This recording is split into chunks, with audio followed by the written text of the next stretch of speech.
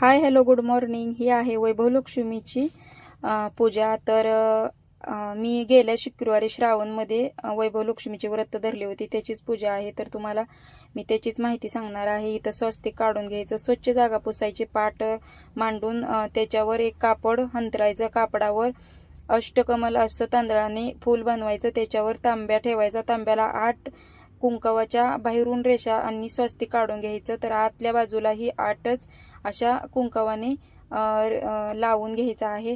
तर इथं तुपाचे दिवे आपण कधी पण लावून घ्यायचे. तर तुपाचे दिवे मी लावायला लागले आहे. आणि मग सुपारीची गणपती म्हणून स्थापना करायची, घंटीची पण स्थापना करायची आहे.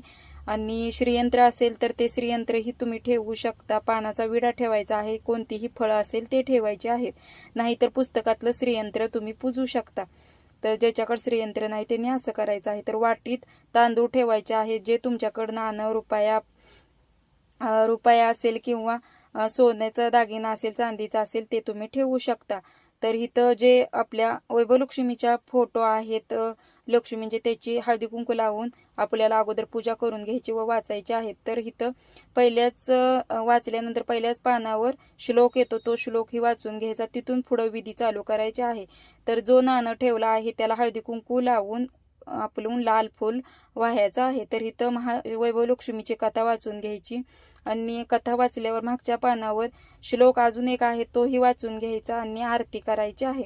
तर आरती झाल्यानंतर आपल्याला नैवेद्यासाठी खीर किंवा शिरा, तुम्ही गोड कोणताही पदार्थ दाखवू शकता. तर मी इथं खीर केली होती शेवाळ्यांची. ती खीर मी दाखवली आणि मनभावे नमस्कार केला. पाणी ओवाळायचं आहे कधी पण.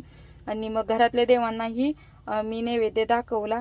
तर कशी झाली वैभवलक्ष्मीची पूजा तेही नक्की सांगा. तर बाय. वैभवलक्ष्मीची पूजा आवडली तर नक्कीच सबस्क्राईब